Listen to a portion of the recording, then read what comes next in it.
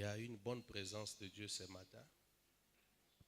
Je crois que tu ne partiras pas tel que tu es venu. Amen, amen. Ici, vous avez la grâce. Vous avez la grâce d'avoir cette présence. Et c'est une raison essentielle pour que vous puissiez demeurer en ce lieu. Amen, amen. Alors je voudrais aussi dire merci à Papa Samson, bien qu'il soit sorti, et à Maman Bijou pour leur confiance, la grâce qu'ils nous ont faite de nous associer à ce travail. C'est un privilège, mais c'est aussi une responsabilité. Je les ai toujours beaucoup appréciés et je crois que nous leur devons beaucoup. Est-ce que nous pouvons les apprécier?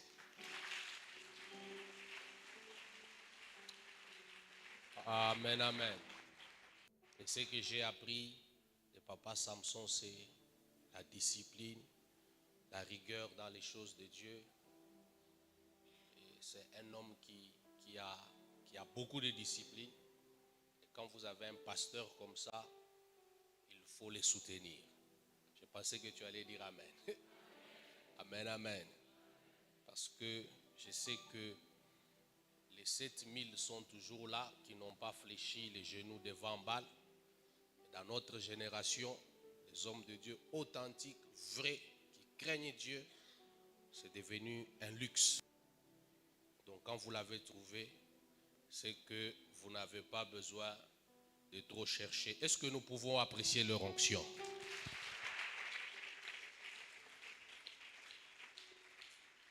Amen, amen. Alors, je vais vous proposer 3 petits textes. Nous sommes dans Luc chapitre 18. Nous allons lire le premier verset jusqu'au 8e verset. Luc chapitre 18, nous allons lire. Jésus leur adressa une parabole pour montrer qu'il faut toujours prier et ne point se relâcher. J'aimerais dire à quelqu'un, ne te relâche pas. Je sais que ça fait déjà plus de 30 jours que vous êtes en ce lieu et nous devons aller jusqu'au 50e jour. Et même après la prière reste notre vie. C'est pourquoi je suis venu te dire, ne te relâche pas. La Bible dit, il leur adressa une parabole pour montrer qu'il faut toujours prier et ne point se relâcher.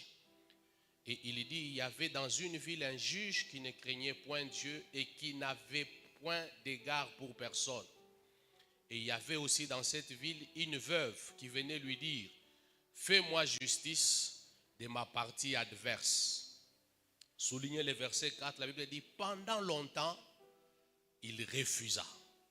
Mais ensuite, il dit en lui-même, quoique je ne craigne point Dieu et que je n'aie d'égard pour personne, néanmoins, parce que cette veuve m'importune. Dans certaines versions, il est écrit, néanmoins, parce que cette veuve insiste, je lui ferai justice.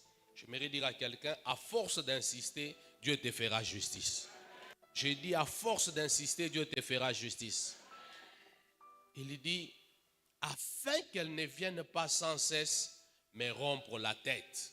Le Seigneur ajouta, entendez ce que dit le juge unique. Et Dieu ne fera-t-il pas justice à ses élus qui crient à lui jour et nuit? Tardera-t-il à leur égard?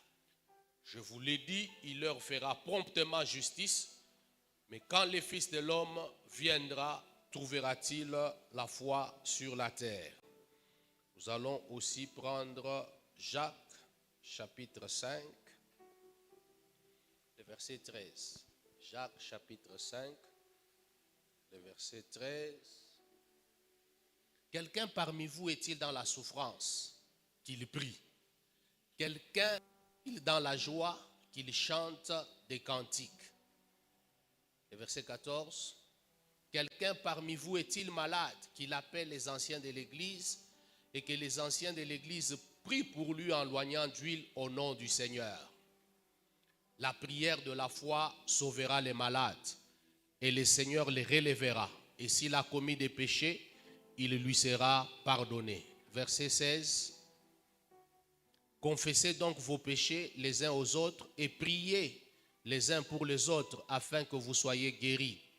La dernière phrase, la prière fervente du juste a une grande efficace. Verset 17.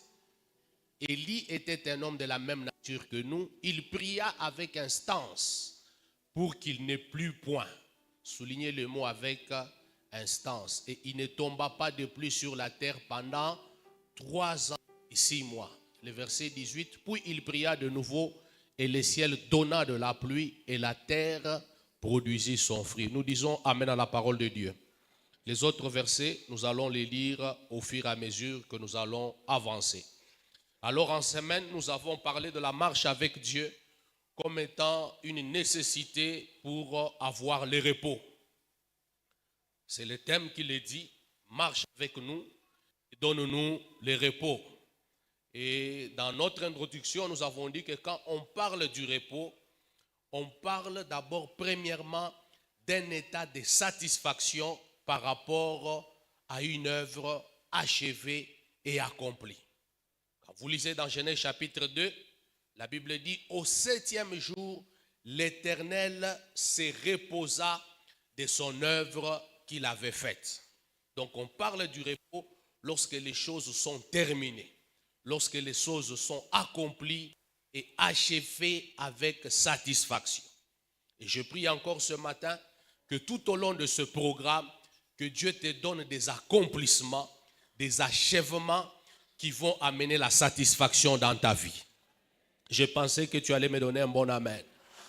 Je reprends pour que tu te rattrapes. J'ai dit, je prie pour toi afin que tu ne termines pas ce rendez-vous de prière sans que tu aies vu un accomplissement qui va amener la joie dans ta vie. Amen, amen. Qu'il en soit ainsi au nom de Jésus. Nous avons aussi dit que le repos signifie être déchargé de ses fardeaux. Matthieu chapitre 11, le verset 28, Jésus dit « Venez à moi, vous tous qui êtes fatigués et chargés, et je vous donnerai du repos. » Donc le repos est établi, le repos devient évident dans la vie d'un homme lorsque les fardeaux de la maladie, les fardeaux de la pauvreté, les fardeaux de la malédiction, tous ces poids spirituels qui empêchent à ta vie de s'épanouir. Lorsque Dieu arrive à enlever ça, là on peut parler du repos. Que Dieu te bénisse. Troisièmement, nous avons dit que le repos signifie être délivré de ses combats et de ses ennemis.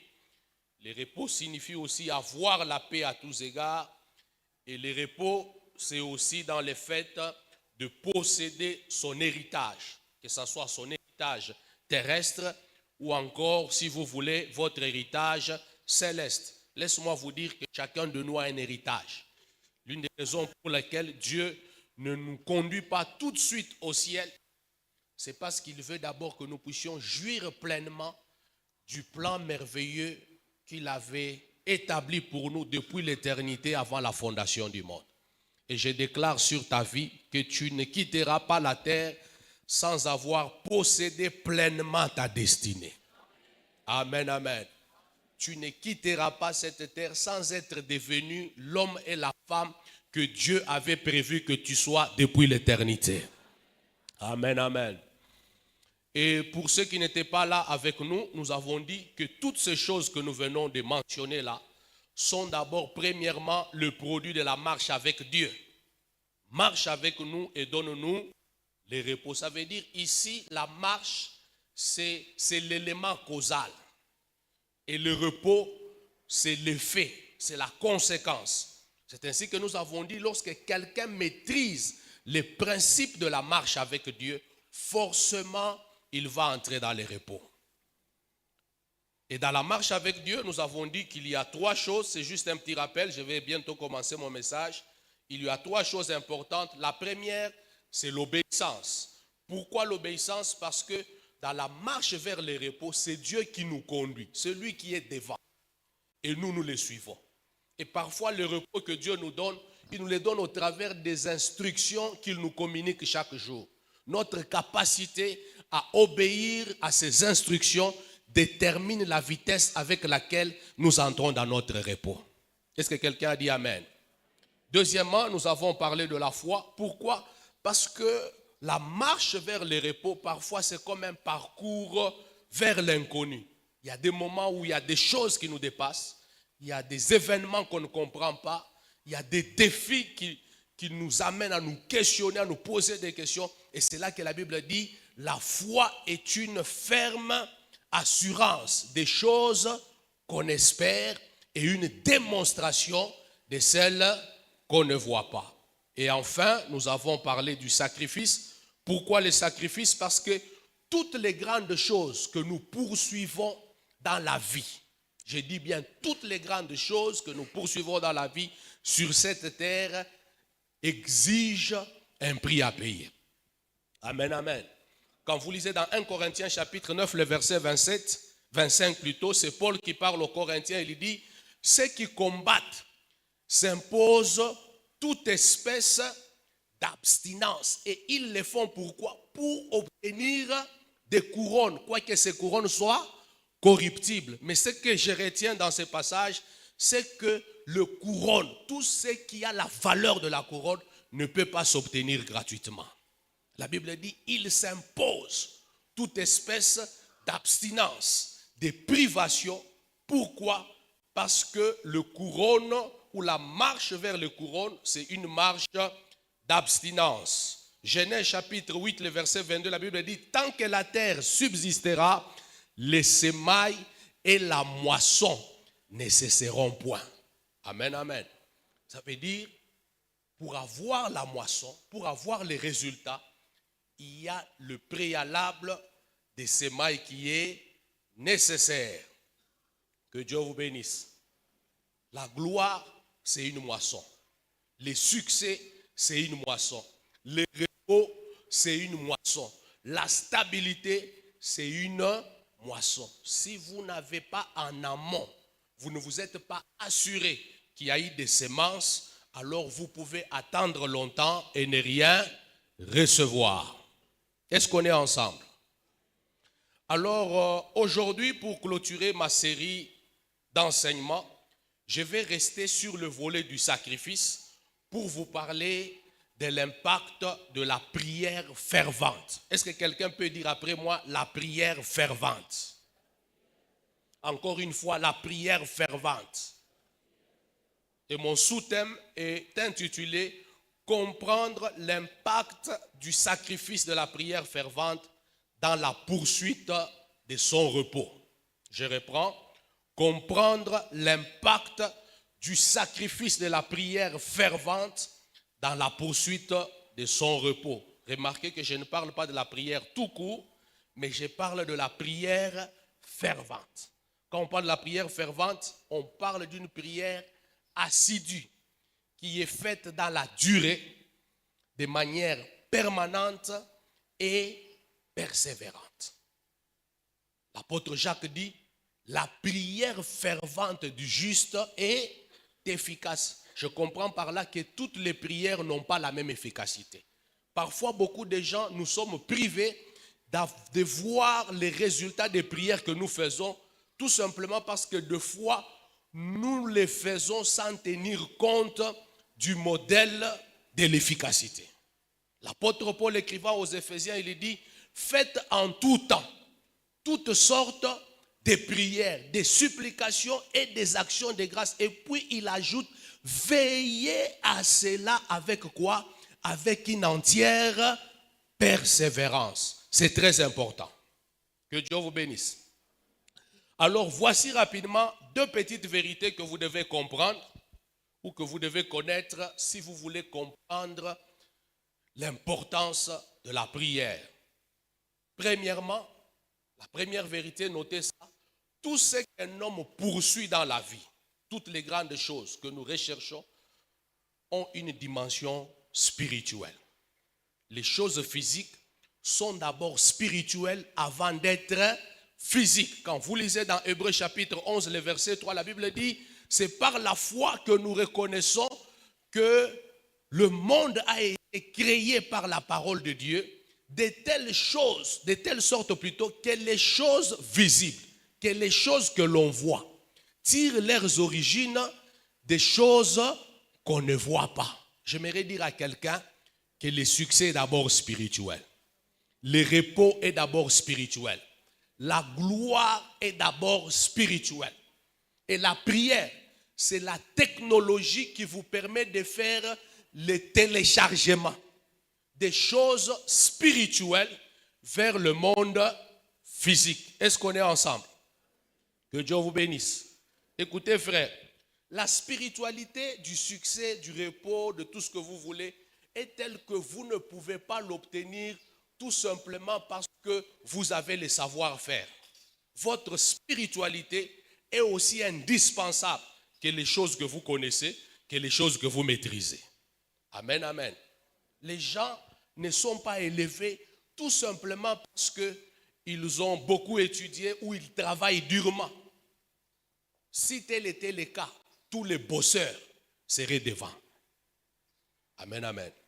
J'ai dit si la vie ne répondait qu'à la loi du savoir-faire, alors tous ceux qui ont des diplômes et des diplômes, des super diplômes, seront les personnes les plus importantes dans notre génération. Amen, amen. Dis à ton voisin, le succès est spirituel. Est-ce qu'il a dit amen? Deuxième vérité que vous devez noter, c'est que le domaine dans lequel vous recherchez le repos ou la percée, la Bible dit que tous ces domaines-là sont sous la puissance de Satan. 1 Jean chapitre 5, le verset 19, la Bible dit, nous savons que nous sommes de Dieu et que le monde entier est sous la puissance du malin. Le monde entier. Quand on parle du monde, on ne parle pas du cosmos ici. Ici, on parle premièrement du monde en tant que système et tous les secteurs de la vie qui les composent, que ce soit l'économie, que ce soit les sports, que ce soit la politique, que ce soit le domaine des affaires. Toutes ces choses-là sont sous la puissance du diable. C'est la raison pour laquelle Satan est venu voir Jésus, je pense que c'est dans Luc chapitre 4, il lui dit, prosterne-toi devant moi et je te donnerai tous ces royaumes et quoi? Et toute leur gloire parce qu'ils m'ont été donnés. Jésus n'a pas dit non, Satan, tu es un menteur. Que Dieu vous bénisse. Ça veut dire même Jésus lui-même reconnaît que le monde entier est sous la puissance de Satan. Et tu ne peux pas régner dans un tel monde tout simplement parce que tu parles français. Non. Nous allons le voir par la suite. Que Dieu vous bénisse. Et ce que j'aime, c'est que quoique tous ces secteurs-là soient sous le domaine de Satan, la prière a la capacité aussi d'agir et de produire des résultats dans tous les secteurs de la vie. Amen, amen. C'est pourquoi j'ai toujours dit aux hommes d'affaires, à ceux qui font le business, aux travailleurs dans mon église, qu'on doit arrêter de considérer la prière fervente simplement comme une exigence des intercesseurs, comme une exigence des hommes de Dieu, des évangélistes et de ceux qui montent à la chair. Non, frère. Daniel, c'était un intendant. Mais la Bible dit qu'il avait une chambre haute. Et 3 fois le jour, cette chambre haute avait les fenêtres ouvertes en direction de Jérusalem. 3 fois le jour, il priait le Seigneur. Que Dieu suscite dans notre génération des hommes et des femmes d'affaires qui, au-delà des affaires qu'ils font, ils peuvent avoir une chambre haute dont les fenêtres sont ouvertes en direction de Jérusalem. Alléluia. Amen, amen. C'était un intendant. Mais un intendant qui avait, et même Néhémie. Néhémie était gouverneur. Mais il dit, je jeûnais, je suppliais le Seigneur dans les jeûnes. David lui-même était roi. La Bible dit, 7 fois le jour, je célèbre l'Éternel. Que Dieu vous bénisse. Amen, amen. La prière n'a pas de domaine dans lequel il n'est pas indispensable. Et j'ai aimé un jour c'est que le pasteur Narcisse avait dit, la prière n'a pas de rang social. Qui que vous soyez pauvre, que vous ayez l'argent, que vous ayez des biens, la prière n'a pas de rang social. Jésus lui-même, la Bible dit, après avoir tout vaincu, Dieu l'a souverainement élevé. Il lui a donné le nom au-dessus de tous les noms. Et pendant que je te parle là, il est assis à la droite de Dieu. Mais il fait quoi? Il intercède. Ça veut dire même en étant assis dans la gloire, Jésus continue à reconnaître l'impact de la prière. Amen, amen. Donc la prière, c'est aussi pour des gens assis. Il ne faut pas penser que non, la prière, c'est pour des gens qui recherchent le trône. Il est sur un trône glorieux, mais il prie. Mais dans cette génération, quelqu'un est encore sur un tabouret. Ce n'est même pas encore un trône. Mais il est déjà occupé. Pasteur, vous savez, j'ai vraiment des réunions. Vous savez que les gens avec qui vous entrez dans les réunions là, ils n'ont pas que les Français. Questionnez leurs alliances. Que Dieu vous bénisse. Amen, amen. Que Dieu nous donne des hommes et des femmes qui s'assoient en tant qu'intercesseurs. C'est la raison pour laquelle, depuis qu'il est assis sur ce trône, ça fait plus de 2000 ans, personne ne l'a jamais renversé. Pourquoi? Parce qu'il y est assis en faisant quoi? En intercédant. Si tu veux t'asseoir longtemps, sois sacrificateur. Si tu veux t'asseoir longtemps, comprends les secrets de la prière profonde. Que Dieu vous bénisse. Alors, quels sont les impacts de la prière profonde ou de la prière intense? Premier impact, j'avais déjà parlé de ça le vendredi, ça vous permet de faire des choses extraordinaires. Au-delà, ça veut dire, je voulais dire, ça vous permet d'être distingué des hommes qui ont la même nature que vous. Dans le texte que nous avons lu, la Bible dit, Élie était un homme de la même nature que nous. Donc c'était un homme ordinaire. C'était un homme qui avait les mêmes limites, qui avait les mêmes difficultés que tous les hommes. Mais la Bible dit, mais il pria avec quoi? Avec instance. Ça veut dire, ce qu'il a sorti du lot des hommes ordinaires, c'était la prière fervente. Être des hommes de la même nature que nous, c'est peut-être nous sommes tous nés de nouveau. C'est ça la nature première que nous avons tous dans le Seigneur. Nous sommes tous enfants de Dieu. Mais ce qui va te sortir de la masse, c'est ta capacité de t'engager dans la dimension de la prière fervente. Il pria comment? Il pria avec ferveur. Et la Bible dit, il a fait des choses extraordinaires. Deuxième impact de la prière fervente, elle favorise dans votre vie, elle crée et favorise dans votre vie l'atmosphère de la prospérité à tous égards. 2 Chroniques chapitre 26, verset 5, est-ce qu'on peut me projeter ça rapidement? 2 Chroniques chapitre 26, verset 5. Écoutez, ici on parle du roi Osias. La Bible dit, il s'appliqua à rechercher Dieu. Écoutez frère, il y a une différence entre chercher Dieu et s'appliquer à rechercher Dieu.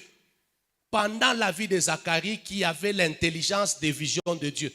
Et dans le temps, pas à tout moment, mais c'était dans un temps spécifique. C'était quel temps? La Bible dit, dans le temps où il rechercha l'Éternel, Dieu fit quoi? Dieu les fit prospérer. J'aimerais dire à quelqu'un que la période la plus fertile de ta vie, c'est celle pendant laquelle tu t'appliques à rechercher le Seigneur. Est-ce que quelqu'un a dit Amen? J'ai dit la période la plus fertile de ta vie, la plus fructueuse. Parce que vous allez vous rendre compte que quand vous lisez par la suite là, la Bible dit quand il fut devenu puissant, son cœur s'éleva pour les pères. Ça veut dire ce n'était pas une prospérité en tout temps. Quand est-ce qu'il a commencé à accéder à la puissance, accéder à la prospérité glorieuse? La Bible dit c'est quand il s'appliqua. Il y a prié et cherché Dieu.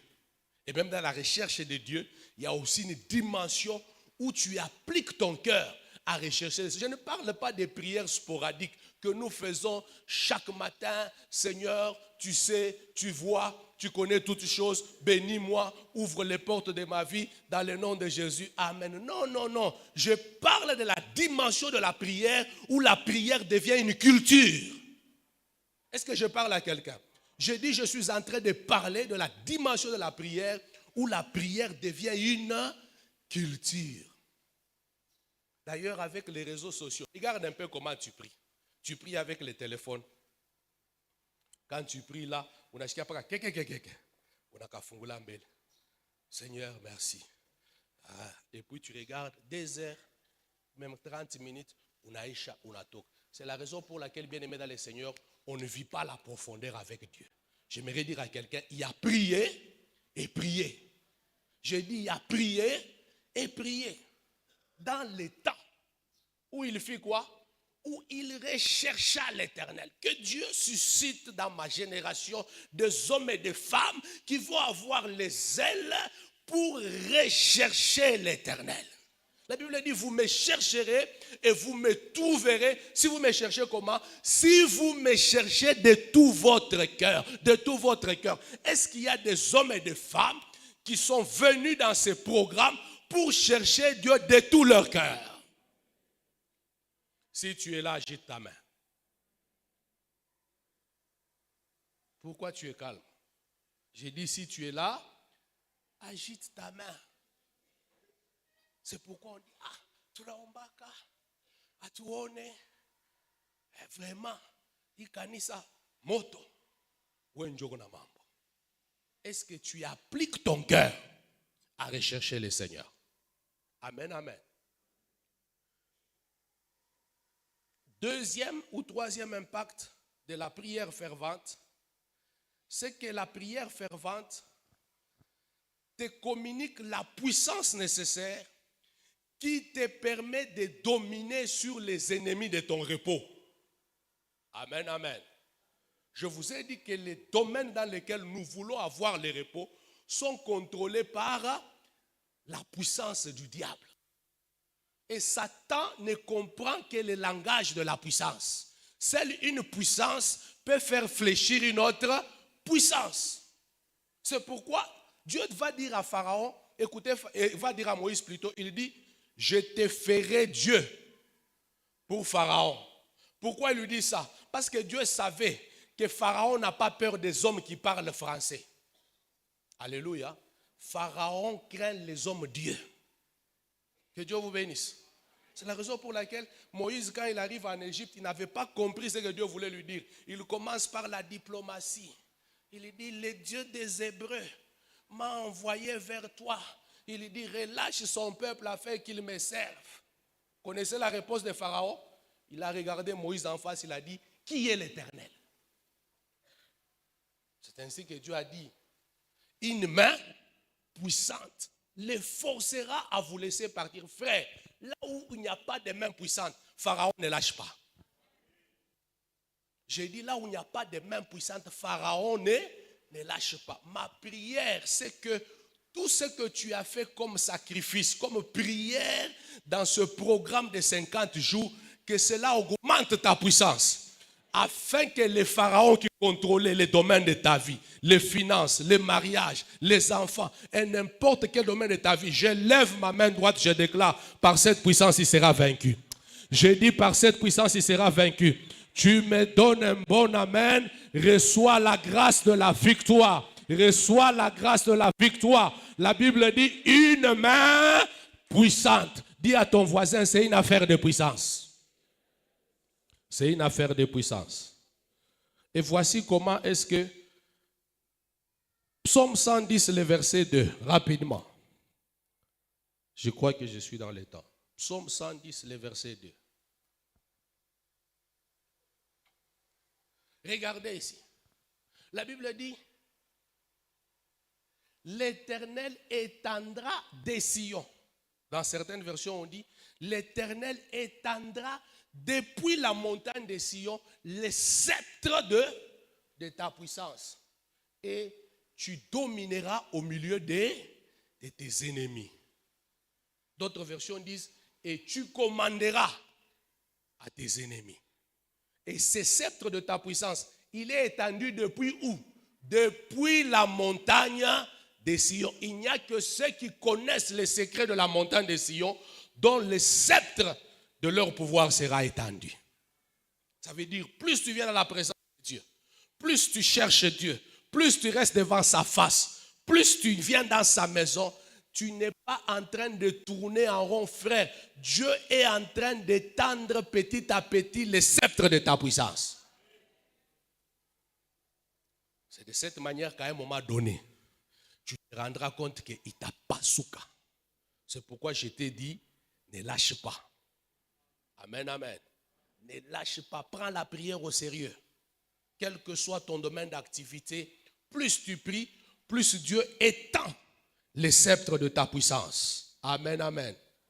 Parce que la prière augmente l'autorité de tes paroles. Quand tu ne fais que parler, tu montes à la chair ici, tu dis des choses, tu déclares, tu es dans ta famille. Non, je prie. Et si tu n'as pas en dessous de ce que tu dis en public, une vie de prière profonde, ce que tu dis sera sans puissance. Quand vous lisez dans 1 Roi chapitre 10, dans Jacques chapitre 5, le verset 6 et 18, la Bible dit, Élie pria avec instance pour qu'il n'y ait pas quoi? Qu'il n'y ait pas de pluie. Est-ce que vous avez vu un endroit où Élie a prié avec instance pour qu'il n'y ait pas de pluie? Non. Quand vous allez dans 1 Roi chapitre 17, il a prononcé une petite phrase. Il n'y aura pas de pluie sinon à ma parole. Mais je me suis posé la question. Élie n'a fait que cette petite prière. Comment Jacques dit, il pria avec instance? On nous parle de deux moments différents. Quand il dit, il n'y aura pas de pluie, ça c'est sur la scène de sa vie, en public. Mais derrière les rideaux, après avoir dit ça, la Bible dit, il pria avec instance.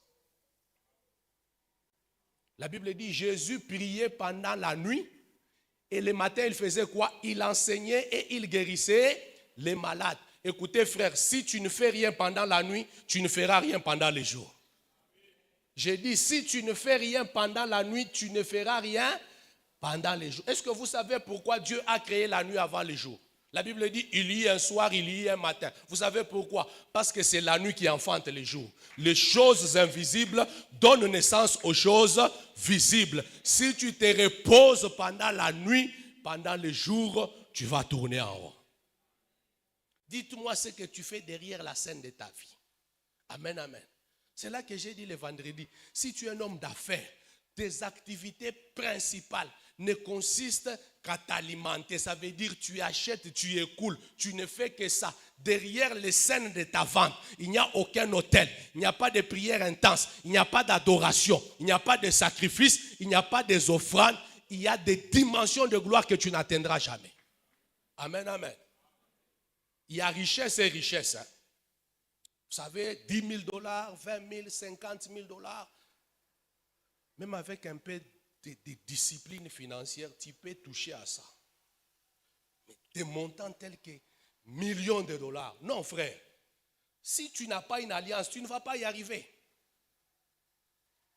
Quand la Bible dit, adore-moi, afin que je te donne tout le royaume de la terre, ça veut dire lorsque la gloire commence à atteindre la dimension du royaume, l'adoration devient péremptoire. L'adoration, c'est une grande monnaie de transaction spirituelle. C'est vrai ce que tu fais là. Mais quel est ton secret? Tu t'inclines devant quel Dieu? Quelle est la qualité de ton adoration? Quelle est la qualité de ta consécration? Quelle est la qualité de ta vie de prière? Amen, amen. La Bible dit, il pria avec instance. C'est pourquoi devant le roi, il n'a pas eu beaucoup de temps de prier. Il a dit, il n'y aura pas de pluie, sinon à ma parole. Il n'a même pas dit au nom de Jésus. Et la Bible dit, il n'y eut pas de pluie pendant 3 ans et demi. Mais la Bible dit, c'était un homme de la même nature. Est-ce que vous imaginez ce qu'Élie a fait? Je me tiens ici, je dis, il n'y aura pas de pluie sinon à ma parole. Pendant 3 ans et demi, il n'y a pas de pluie à Bandaka, il n'y a pas de pluie au Kivu, il n'y a pas de pluie à Goma, il n'y a pas de pluie à les Kassai, il n'y a pas de pluie dans toutes les 26 provinces de cette nation. Alléluia. Et la Bible dit, il pria à nouveau. Frère, tu ne dois pas marcher avec Dieu et rester ordinaire. Je demande souvent aux jeunes gens de mon église, je dis, comment est-ce que tu fais? Explique-moi, quel est ton secret? Comment est-ce que tu peux marcher avec un grand Dieu, mais tu ne fais rien d'extraordinaire? Tu fais comment? Que Dieu vous bénisse. Amen, amen. Troisième importance, c'est troisième ou quatrième?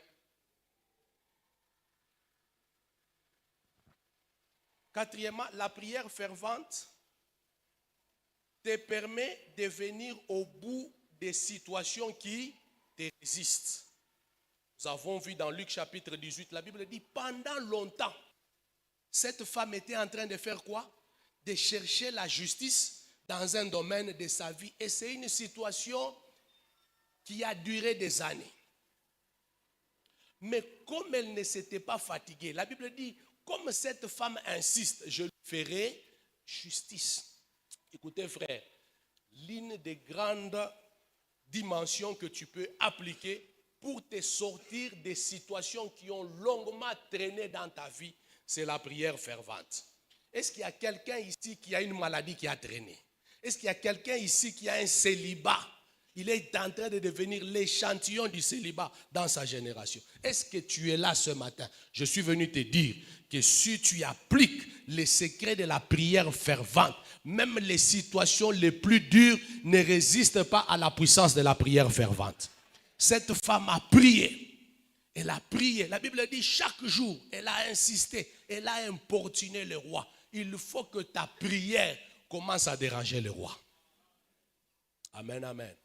Je lève ma main droite et je déclare que comme conséquence de ces 50 jours de prière, les situations qui t'ont longuement résisté vont tomber. Ah, j'ai pensé que j'allais dire amen. J'ai dit les situations qui t'ont longuement résisté, que ce soit dans le domaine du mariage, que ce soit dans le domaine des affaires, que ce soit... Je ne connais pas la montagne qui s'est tenue devant toi. Je parle à un jeune homme, je parle à une femme, je parle à un frère qui est resté au même endroit pendant des années, qui est resté au même endroit pendant des années et des années. Je suis venu te dire, ne te relâche pas. La conséquence de la prière fervente, c'est que les situations résistantes sont éradiquées. Je révoque toute situation résistante dans ta vie. Je révoque toute situation résistance dans ton foyer. Je révoque toute situation résistance dans tes affaires. Au nom de Jésus, toute pauvreté qui s'est endurcie dans ta marche, elle est éradiquée au nom de Jésus-Christ. Amen, amen. Est-ce qu'il y a quelqu'un qui a une situation qu'il traverse pendant des années? Tu es là. Ces 50 jours, c'est l'occasion de ta délivrance. Voilà pourquoi il ne faut pas venir avec complaisance. Comprends ce que tu es en train de faire depuis les premiers jours. Amen, amen. Vous savez, un grand problème des enfants de Dieu, c'est aussi au niveau de la révélation. Quand tu fais des choses, tu n'en comprends pas la portée spirituelle et prophétique. Ces choses auront peu d'effet sur ta vie. C'est pourquoi même Jésus dit, celui qui mange la Sainte Seine sans discerner. Le problème, c'est le discernement. Amen, amen. Donc 50 jours, c'est une occasion pour lutter contre des montagnes qui ont longuement résisté. Amen, amen. Alors, autre chose, je dois arrêter à quelle heure? À 9h30. Hein? Hein? Ok, que Dieu vous bénisse. Autre chose, la prière fervente te donne accès aux choses qui se tiennent derrière les situations qui te résistent. Amen, amen. Vous savez, parfois il y a des choses contre lesquelles nous nous battons. une stérilité qui devient permanente. Parfois, la délivrance consiste simplement à découvrir quel est l'esprit qu'il y a derrière. Comment je le sais? Alors que les enfants d'Israël venaient de remporter une grande victoire, mais ils se trouvent devant une petite ville de Haï. Ils ont été mis en fuite, dispersés, un échec total. Josué était désemparé. Il a commencé. La Bible dit, il se prosterna depuis le matin jusqu'au soir. Il ne s'est pas prosterné pendant 10 minutes, pas pendant 20 minutes, mais depuis le matin jusqu'au soir. C'est ainsi que le Seigneur est venu les relever pour dire, relève-toi. Bien-aimé dans le Seigneur, des fois il faut rester devant la face de Dieu jusqu'à ce que Dieu te relève. Jusqu'à ce que quelqu'un dise, j'ai entendu ta prière. C'est ça aussi la prière fervente. C'est ainsi que au soir, après avoir prié avec ferveur, Dieu va lui dire, écoutez frère, des fois il faut être comme ces gens qui étaient avec Jonas dans la barque pour dire, d'où nous viennent tous ces malheurs? Un jour, j'avais écouté un témoignage d'un pasteur. Il y avait une dada qui avait fait des années et des années avec la stérilité à l'église. Ils ont prié pour la dada. On a imposé les mains. On a fait des prières, des déclarations, supplications. Rien ne s'était produit. Un jour, le pasteur a eu la révélation. Il dit, ma soeur, va un peu réfléchir dans ta vie. Même pendant que tu étais enfant. Peut-être qu'il y a quelque chose qui s'est passé. Ma prière, c'est que Dieu te révèle. Et cette sœur est partie. Elle a prié. Et je crois qu'elle a eu un songe où elle s'est vue pendant qu'elle était, je ne sais pas, une fille de 12 ans, 13 ans, je ne sais pas. Elle était entrée dans une église et, excusez-moi, mais elle a fait ses matières fécales à la chair d'une église. Et depuis ce jour-là, le ciel de sa vie était fermé. Lorsque seulement Dieu lui a donné cette révélation, elle est allée auprès de son pasteur, ils ont confessé, ils ont prié. La Bible dit la même année, la sœur a été grosse. Elle a donné naissance à un enfant. Donc des fois, il suffit de savoir qu'est-ce qui est derrière. D'où nous viennent ces malheurs? Pourquoi ça ne marche pas? Pourquoi je suis licencié mais je ne trouve pas du travail? Pourquoi je ne me marie pas? Pourquoi je n'ai pas d'enfant? Pourquoi mes affaires ne sont pas stables? Je suis intelligent, je suis débrouillard, je suis fervent. Tu peux être fort, mais si tu ne comprends pas les choses spirituelles, les circonstances de ta vie vont épuiser ta force. Ma prière, c'est que Dieu te révèle qu'est-ce qu'il y a derrière. Qu'est-ce qu'il y a derrière? Amen, amen. Avant que les 50 jours ne terminent, Dieu te dira, voici ce que tu dois faire. Voici l'esprit qui se tient derrière. C'est là que la Bible dit, je prie, je frappe non pas comme battant l'air, je cours non pas comme à l'aventure. Des fois, des prières n'ont pas d'efficacité parce qu'on les fait comme si on va à l'aventure. On prie dans tous les sens. Il y a des moments où il faut être précis. Que Dieu oriente ta prière. J'ai dit pendant les 2 semaines qui restent ici, je suis venu simplement t'encourager. Je sais que tu as encore 2 semaines et le Seigneur m'a mis à cœur de t'encourager pour dire ne te relâche pas. Parce que avant que le 50e jour arrive, il y a quelqu'un qui va avoir un témoignage extraordinaire. J'ai dit il y a quelqu'un qui va avoir un témoignage extraordinaire. Dans ma petite expérience de serviteur, je n'ai jamais vu quelqu'un chercher Dieu de tout son cœur et ne pas avoir de résultats. Jamais, jamais, jamais. Ce n'est pas possible et ça ne va pas commencer avec toi. Tous ceux qui ont cherché Dieu de tout leur cœur, la Bible dit, il est le rémunérateur de ceux qui les cherchent. Mon frère, tu n'as encore aucune idée de là où Dieu va te placer après ces 50 jours. Alors toi qui ne venais pas, la Bible dit, mieux vaut la fin d'une chose que son commencement. À partir de demain, sois là. Le temps, ça se crée, frère. Comment est-ce que quand tu es malade, tu trouves le temps de venir à l'église? Mais quand tu manges les verres chez toi, tu n'as pas le temps de venir à l'église. Le temps se fait quoi? Se crée. D'où nous viennent ces malheurs? Amen, amen.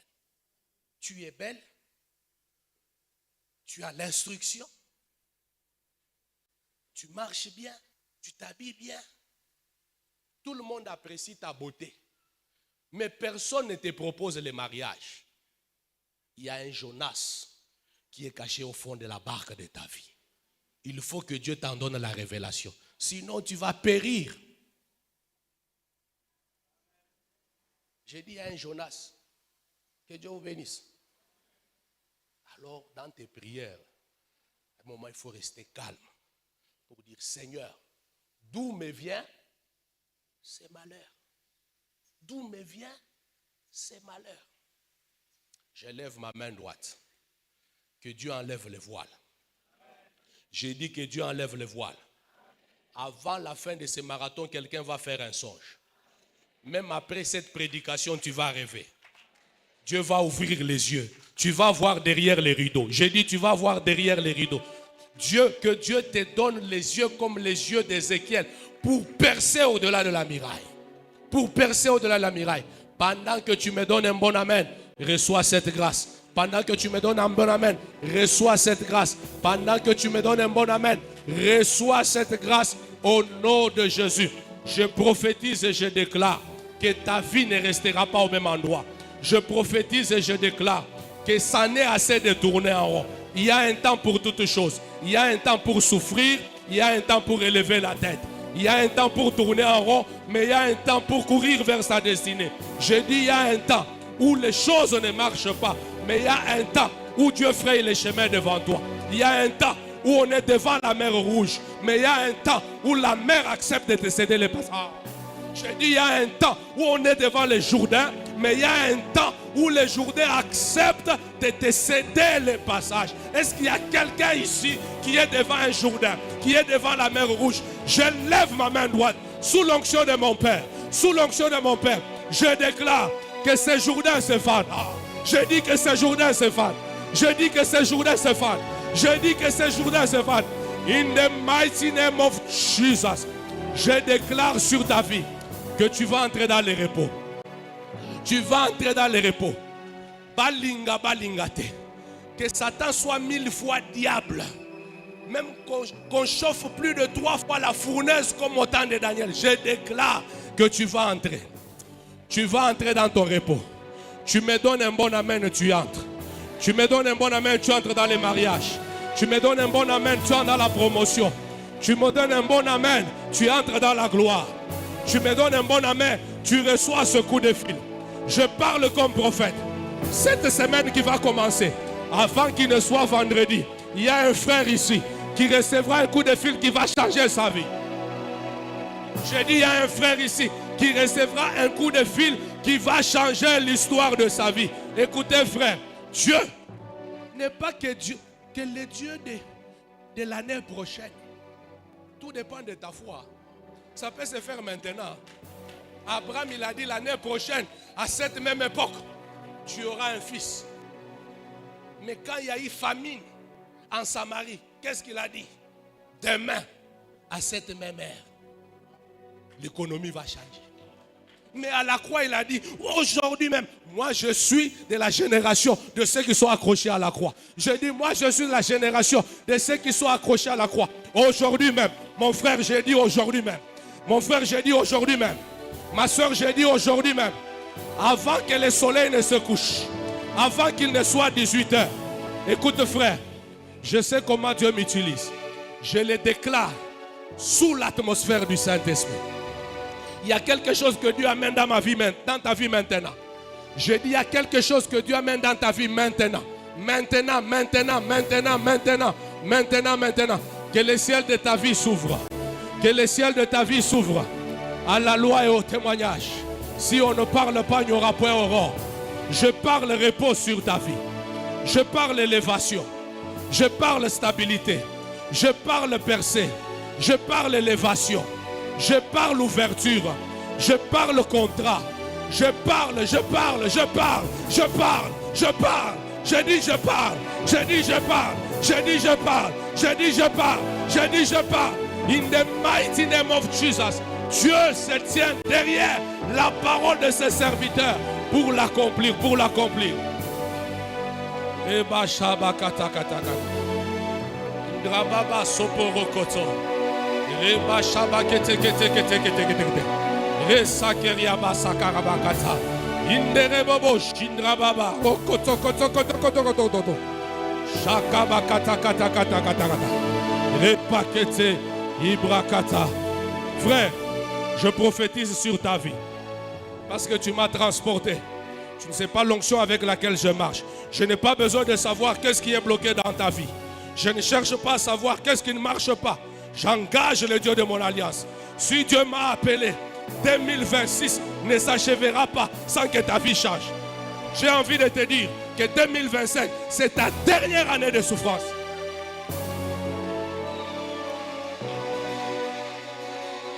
Écoutez frère, dans mon église, j'ai un frère qui vient juste après moi. Ça fait des années qu'il avait terminé médecin. Mais il est, pendant des années aussi, avec un diplôme de médecin, chauffeur, en train de conduire les gens au travail, médecin, mais chauffeur de bus, dans une grande entreprise, avec un diplôme de médecin. Dans un culte comme celui-ci, je l'ai regardé, j'ai dit, Albert, ne me regarde pas comme ton frère, regarde-moi comme un homme de Dieu. Cette année, c'est ta dernière année de la souffrance. C'était l'année dernière. Au moment où je vous parle, il travaille comme médecin. Je le déclare sur ta vie. Je le déclare sur ta vie. Je le déclare sur ta vie. Je le déclare sur ta vie. Frère, il y a une forte gloire qui vient sur toi. Je ne sais pas ce que tu fais, mais Dieu me dit que dans ta vie, tu auras beaucoup d'argent. Tu auras beaucoup d'argent. Tu auras beaucoup d'argent. Et ça sera tellement fort. Ma prière, c'est que tu restes attaché à Dieu. Que ça ne te détache pas de Dieu. Mais ça sera fort. Ça sera fort. J'ai dit ça sera fort. Quand on parlera des millionnaires, on parlera de toi. Le Dieu de ton père le fera. J'ai dit le Dieu de ton père le fera. J'ai dit le Dieu de ton père le fera. Je ne connais pas ce que tu fais. Mais ça va venir. Recevez la grâce. Reba Shabakata. Resakeria Basoko. Ropakete kete kete kete. Lève tes mains. Je sens qu'il y a une onction. Je sens qu'il y a une onction ce matin. Est-ce que tu peux être debout? Lève légèrement tes mains. Que Dieu commence à essuyer les larmes de quelqu'un. Je suis en train de voir une onction de consolation. Une onction de consolation. Là-bas. Là-bas. Une onction de consolation. Le Dieu des esprits de prophètes. Je ne sais pas ce que vous avez vécu. Je ne sais pas. Je ne sais pas. J'ai dit je ne sais pas. J'ai dit je ne sais pas. J'ai dit je ne sais pas. Mais le Dieu. Le Dieu des esprits de prophètes. Le Dieu des esprits de prophètes. Pendant que je te tiens à ma main, le Seigneur me dit de te dire, oublie les événements passés et ne considère plus ce qui est ancien. Car je suis sur le point de faire une chose qui est sur le point d'arriver. Je dis qui est sur le point d'arriver. Dieu va mettre un chemin dans le désert. Dieu va frayer un chemin dans la solitude. Reçois cette grâce. Resakeria basakarabakata. Reba shabakete kete kete kete. Ropa kata kata kata kata. Inderebobo shikeria basopa. Reba shabakete. Zabra kata kata kata. Levez les mains.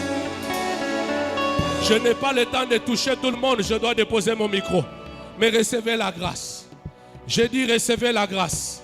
J'ai dit recevez la grâce. J'ai dit recevez la grâce. Que Dieu vous amène loin. Que Dieu vous amène loin. Que sa grâce vous couvre. Que sa grâce vous couvre. Je vous bénis au nom de Jésus. Je vous bénis au nom de Jésus. Recevez la grâce dans le nom de Jésus.